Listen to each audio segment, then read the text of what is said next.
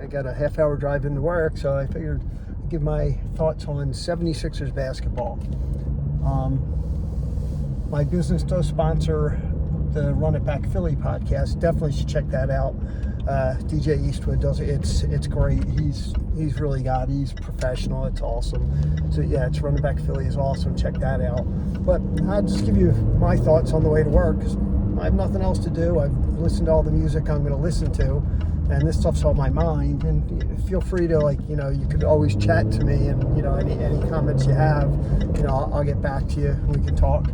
But let's start with everything right now. I mean, as far as the injuries go with Embiid and Paul George, I mean, look, at this point, nobody's going to give you anything for these guys, so I guess you got to wait and see if they're going to come back. But I mean, I think Embiid will. I don't know what's with Paul George. I don't know what the deal is.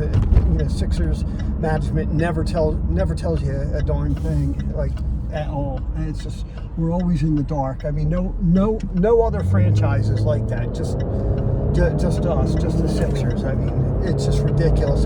Injuries that nobody's ever heard of. I mean, look what we went through with Markelle Fultz and all these. They just forget how to shoot once they come here. That I don't get. At least now we can shoot. Let's see some other things, like the signing of Eric Gordon and Kyle Lowry. I mean, look, I'm from Philadelphia. Kyle Lowry, I mean, I love the guy. I mean, he went to Cardinal Doherty right in Philadelphia and was a great player. But, you're signing a guy for whatever, $3-5 million a year that you could have used to sign, a younger, more athletic player. And if you look at the league now, it's all younger and more athletic. These old guys, I'm watching all these teams. They're signing these 37, 38-year-old guys to 3-4 year contracts. I mean, yeah, I mean, they were great in their time, but come on, they can't keep up with these kids.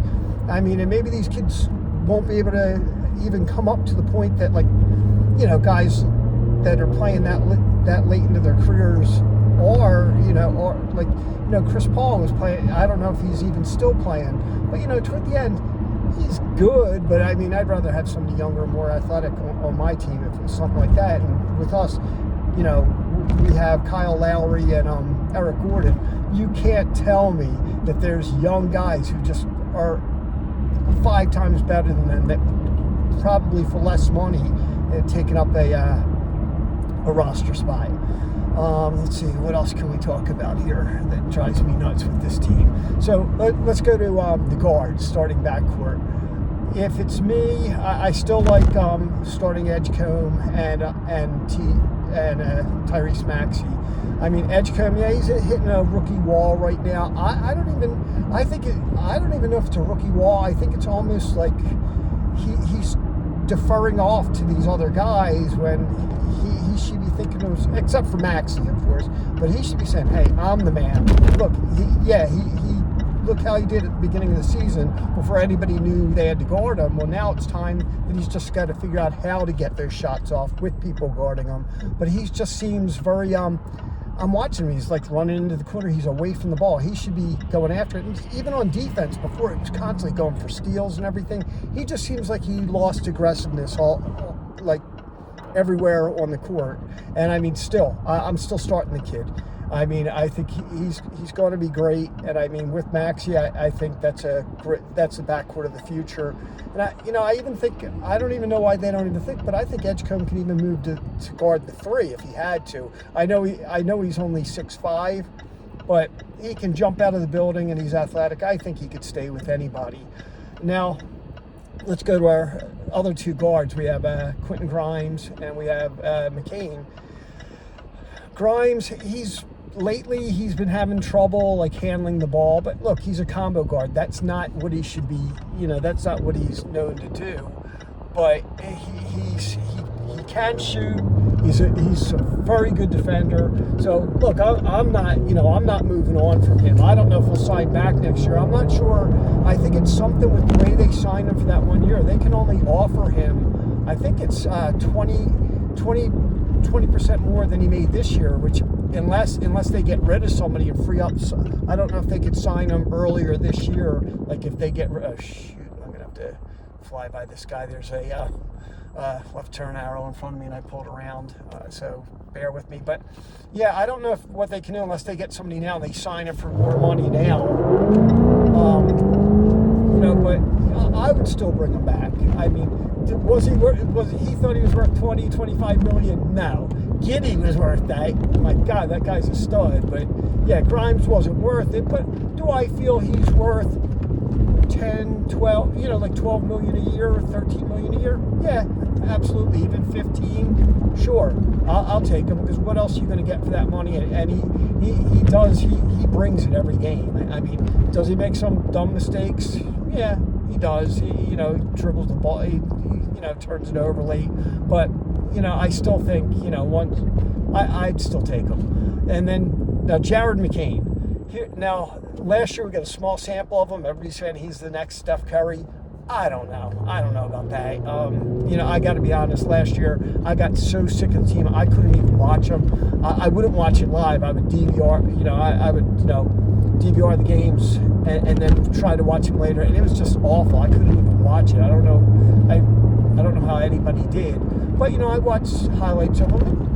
He was good, but I didn't see the flashes that everybody else sees. Now, am I moving on from him? No. But I mean, you can see like this year. I mean, everybody's saying, oh, he should be back in the game playing point guard. He's not ready yet. I mean, he missed a year of playing. Then he had the injury to his thumb, and you could just tell he's just not right. And every time they put, I truly think they lost to the Bulls by playing him 15 minutes. Those 15 minutes could have went to somebody who would have been productive. That's not a game you bring him in to get him back into shape. You bring him in the second half of a back-to-back when you need players. And even now, he hasn't scored once this season. And even as rusty as he is, you should be able to get a basket. So, what's my thoughts on him? No way. I'm not moving from him. One thing about Darren Moore, he makes some stupid decisions, like with trades, and we'll get into that, like with signing Embiid. Why would you extend the guy before he's even back from injury? You're extending a guy because because he says he's going to be healthy. Wait into that season and then extend him in the middle of the season. You don't have to wait till the end, but then you can do it, throw him the bone then. But why in the world did they extend him? So that drives me nuts. But with McCain, don't move on from him, because Morey's been right on pretty much all his draft picks, and he's got an eye for that talent. So just ramp McCain up gradually. Is he a point guard? That I don't know. I think in college I do believe he was a 2. I think he was a shooting guard. But he's got some handles. But I know a lot of people don't think Maxey should be playing the point, because he's obviously such a weapon off the ball. But even when he has the ball in his hand, if he wants to blow by somebody, that's not a problem. And now you have Trendon Watford at the 4, at the power forward, and that guy, let me tell you, that guy is a true point forward. I mean, he gets to the rack. I mean, he's not that fast. I don't know what he's just got it. So I mean, if he's on the court with Maxey, you could always run Maxey off the ball that way, and still and then you have Edgecombe or Grimes, along out there also, and that works. So right now, so what's that then? So now we're getting to the forwards. And let's see, who have they been starting now at the beginning of the games? I mean, they've been starting when Embiid's in. It's Embiid. Then they were starting. Well, Dominic Barlow hurt himself, and that is definitely hurting him a bit, because Barlow was on the offensive glass. That kid was a dog on the glass. I mean, he was grabbing everything. He's nothing really on offense, but he was good. So Dominic Barlow. Now we've got Jabari Walker, who's started a few of the games but now Watford seems to have taken that place at the 4, which I have no problem with. Why am I blanking who they're starting at the small forward? So they're starting Maxey, Edgecombe, and then it's Embiid, Watford, and who the heck are they playing at the 3? Let me pause this so I can think. Oubre. How can I talk about somebody who brings it?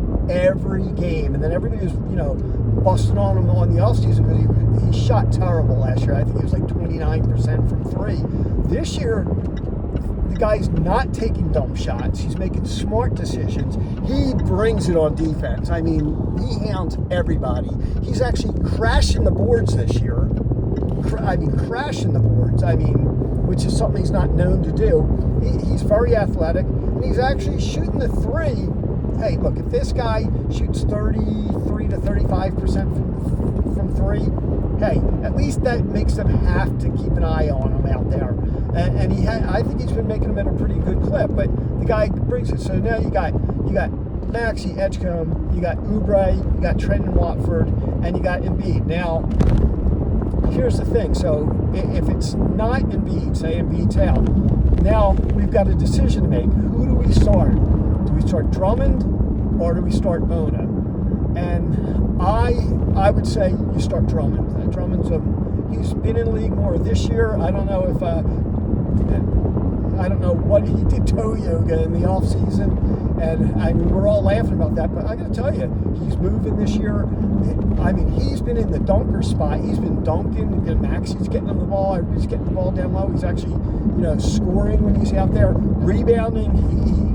He's a proven rebounder on the offensive glass and the defensive glass. So I say you start him. Now, Bona blocks shots like crazy. That's what he does. And once in a while, he'll get a dunk lob, but he's nothing on the offensive end. And even on the defensive end, I don't think he only started playing basketball, I think it's 4 years ago. And Adem Bona, I like the kid, and he brings it. But I think you got to start Drummond and give Bona less minutes. Bring him in when you need energy. Even a lot of times they'll bring him in they've pretty much won all the games. He finished the game at the 5. Because the teams would go to come in on the Sixers and he'd block the shots. But I don't even know if I would do that.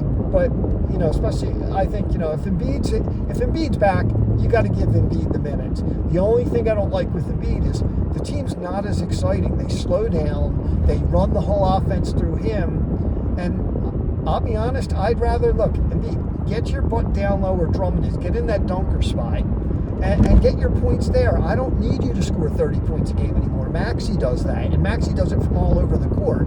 You just get down low, and if you score 20-some points a game from the dunker spot, and once in a while, like a pick and pop from the foul line area, he's very good at that. Do that. Score 20 points. Grab 10 boards. I think we're past the points of a 30 and 10 Embiid or an MVP Embiid, but he's still, I don't even know if he can be all-star Embiid at this point.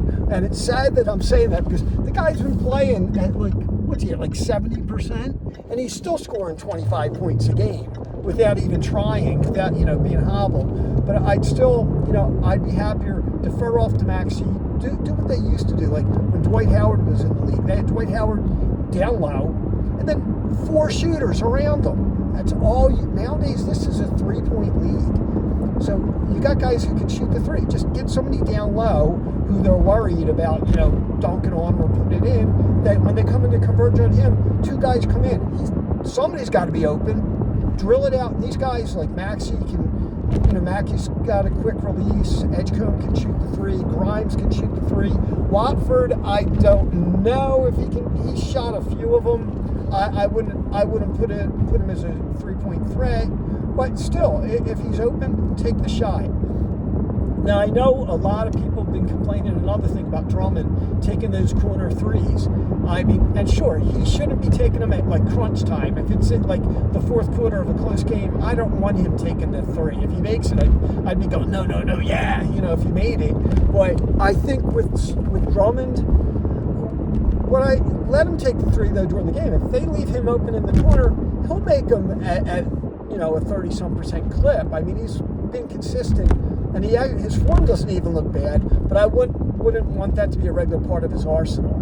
But yeah, that's if it's me. And look, they can even play as the games get lower, they can play it. Who knows? You might even see one time where they have all 4 guards out there and Embiid at the end or something like that, where it'd be McCain, Grimes, Edgecombe and Maxey, depending on if they're playing a big or small team and what the deal is, how many points they're going to get. Then you have 4 legit 3-point shooters out there. But McCain's definitely, he's not ready yet. And I just think bring him up slow. I mean, would he have won Rookie of the Year last year? Yeah, probably. But I think, look, that injury, he's running around with that huge brace. And I don't know. Look, I own a medical supply business. We sponsor that Run It Back Philly podcast. You try putting on a big leg brace and moving around. It's got to throw you off. And it's heavy. It's on the one side. It's got to be throwing your balance off on shots and on drives and everything.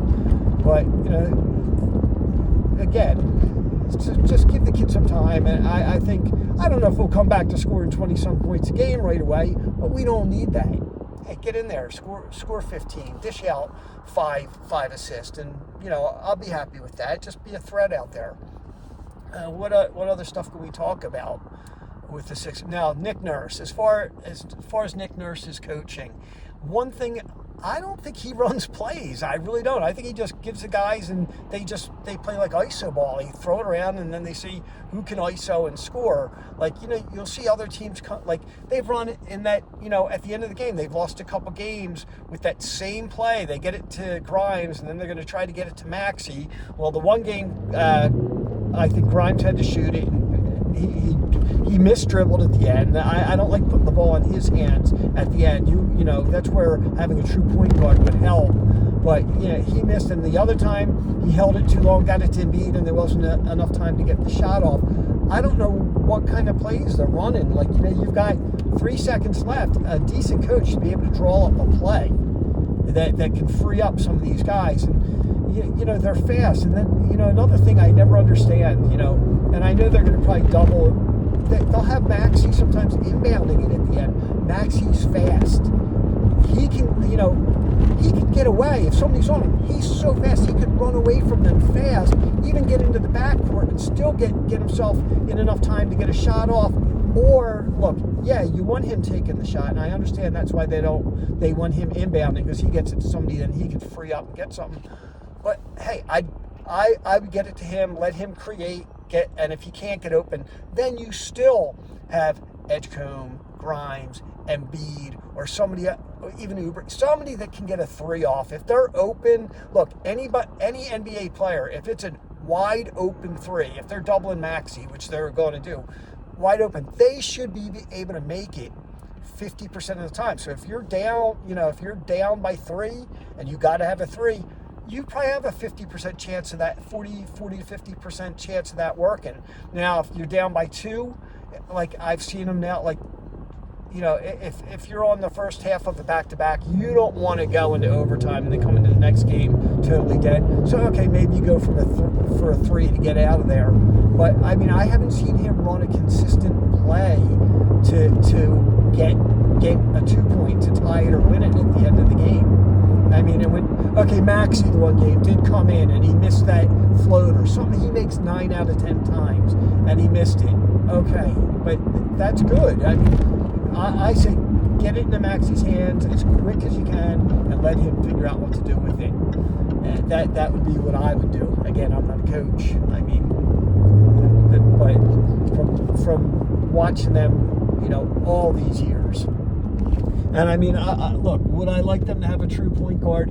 Certainly would. I still believe, like, I know that they're saying, oh, it's a positionless league now, and that you have multiple ball handlers, but I still believe you should have a point guard, a shooting guard, a small forward, a power forward, and a center. And maybe the power forward role is I think the centers now, with relying on the 3s, look, if they can shoot the 3, great. But like Embiid's always hanging out at the 3-point line. You're 7'2", you're 280 pounds, maybe more. You should be able to bully somebody underneath. And I hear people, I hear the Sixers announcers, they're so rah-rah, talking about, he's unstoppable underneath. I don't know. I see small forwards pushing him off the block. Even when he was healthy, I've seen that. He'll rely, and I mean, look, he's great. He's got all those low post, shot. He can shoot. I mean, so he's got fadeaways. But I remember the days of Shaq, and I mean, I still think you could have a guy like Shaq nowadays in this NBA. okay, he can't shoot free throws, but Shaq would have dunked on anybody. He was a load down low. And I mean, Embiid, as big as he is, should be able to bully people down low. And he does. I don't know. He's not a bully down low. I love Embiid. I think he's one of the best centers I've ever seen when he was healthy. But even when he was, I've never seen him be like a powerful center where he just bullied people off the block. I mean, I've seen guards, push him. I mean, that's ridiculous. So, I mean, that's I still believe it should be, that center should be in the dunker spot most of the time. Now, the four, that's different. You get a four, your four's got to be able to crash and rebound, but nowadays, four's got to be able to shoot the three. I get that, but they don't have to be as good as a guard, but, they should be able to pop it off at a 30-some%, rate. And I think, look, I've seen Jabari Walker, who's, obviously he's not going to be their starting power forward, in the long run. And I've seen Barlow, I think they could shoot it at like a 33% clip from three. So, I mean, people probably would leave them open for the first shot. And then once they make it, then they're going to have to guard it. But I do think the fours nowadays have to be able to shoot. Now, if Paul George comes back, it looks like they're saying he's going to play the four. And, I mean, that might not be a bad idea because, look, he is older. I don't think guarding threes, I don't know if he would do as well anymore. He was a great defensive player in his prime, but he's well past his prime. I don't know if his defense would hold up. But I think now I've seen him. He's hit the weight room. I mean, that's the only clips I've seen except for a couple of them in practice. He looks like he's bulked up. He should be strong enough to stay with the power forward and defend them on the three or any shots because he should be quick enough to stay with the power forward. And as far as playing the power forward, he's still, when he comes back, will still be a three-point threat. So now you're going to make the other team's four have to stay out on him, keeping that guy away from rebounding the ball, for the other team. So that wouldn't be so bad. So look, what I love to see, it'd be great if we could eventually get to Embiid, Paul George, with Oubre, Maxey, and Edgecombe starting, and then think of the firepower you'd have off your bench. You'd have McCain, you'd have Grimes, and then you'd have Drummond, you'd have Barlow. I mean, you would just have a lot of depth on that team. You really would. I mean, so I would love to see that. We just will they ever get healthy? That's the whole thing. Like on that run back to Philly, he may not, he always says if healthy. I mean, it's like with air quotes, if healthy, the Sixers are a contender. Well, I can't tell, unfortunately for Embiid, every year some weird thing happens to him. His own teammate, Markelle Fultz, runs into him and breaks his eye socket. I've had that happen to myself. And unfortunately, I got pummeled in a fight when I was younger. And let me tell you, it's no fun. It's no fun. I mean, so he had that, and he's wearing a mask. You try wearing a goalie mask playing basketball. And I mean, the guy did it. And then, just every year something happens to him. Then I watched him when he tried to come back against the Knicks, and it was a sin. The guy was at he might have been at 50%. He was still scoring 30 points a game in the series. I mean, again, but he'll take. Embiid never met a shot he didn't like. He'll just shoot. And now he's got to defer off. Maxey is definitely the leader of this team. There is no doubt. And Maxey's just, he just since he came in the league, go on YouTube and watch his when he was drafted, and just watch the heart that guy has. I mean, now he took all the young guys and they would practice in the off season together. I mean, look, Maxey's already getting paid, but he still does it. Whereas how many other guys in the league that's my biggest thing I hate about basketball. Guaranteed contracts. Ridiculous. You know what? You sign a guy, you're guaranteed for that season. But if you're injured, okay, that's one thing. That's one thing. But if a guy's not playing up to the level you signed him for, hey, there's got to be some recourse. Why should a guy get 50, 60 million a year, and then you find out, he's only scoring 8 points a game. God, ridiculous. I mean, they should be able at the end of every year to be able to reevaluate that, or be able to say, okay, we signed you for 4 years. You know, there should be like in the contract. Maybe they sign a guy, yeah, if you're doing this level, maybe you're averaging this many points, this many rebounds, or hit some sort of criteria that when you're, you know, that makes it that you have to live up to for these high contracts. Because listen, think about it. A lot of people, if somebody gives you $50 million and it's guaranteed, what's your incentive to play anymore? You're getting that money no matter what, and I think you're seeing that. I don't say you're seeing that with Embiid, but come on, with Paul George, he's doing podcasts. I mean, I don't want to hear Paul George. I want to hear Run It Back Philly. I want to hear DJ Eastwood's podcast. You know, that I want to hear a guy that's you know, he makes his living doing a podcast. Paul George should be making a living playing basketball. You know, he shouldn't have. And while he's doing those podcasts, hey, why don't you go out and practice or rehab or do something else? And I'm not saying if you want to do it as a hobby once in a while, but come on, not during the season. Not during the season. Absolutely ridiculous.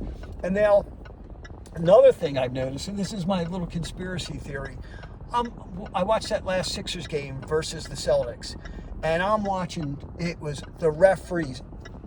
I don't know. You notice everything's sponsored by, I'm going to end up getting whacked by one of these places, but, you know, everything's run by gambling right now in sports. It's like, I don't care what the line is.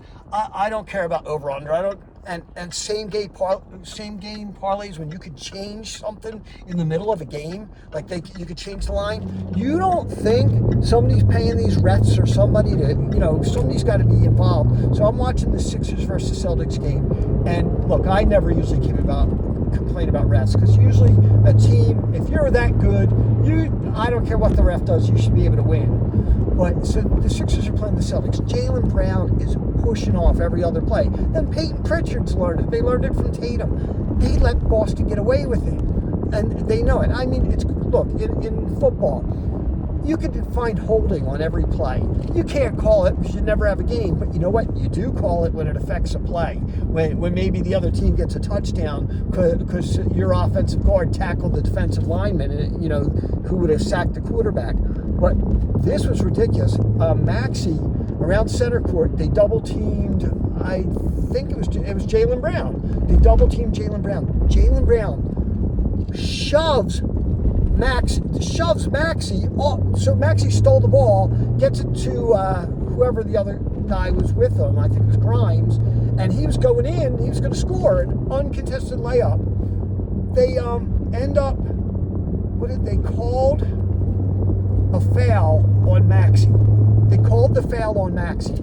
So Nurse, who's the worst at challenges, he loses every challenge. This was one, he challenges this. And I'm like, yes, well, they got him dead to right. So they show the replay. And you see Maxey go to steal the ball, gets his hand on the ball, steals it. And as he's stealing it, in super slow motion, they show Jaylen Brown shoving Maxey. Shoving him. So now, this is great, because what's going to happen now, that's a clear path foul now, because Grimes was about to dunk the ball. They're going to get the ball back, and it's a foul on Jaylen Brown. So the refs look at it, they show it, and the fans are like, you can tell, they know it's going to be a foul on Jaylen Brown. They're all excited. The refs come back and call the foul on Maxey. It was the most ridiculous thing I've ever seen. And now here's, you know, a game-changing thing. Now the Sixers, you know, they needed this. You know, it turned out to be a 5-point swing, because instead of the Sixers making that two, now this Boston gets the ball and makes a 3. It's a 5-point swing right there.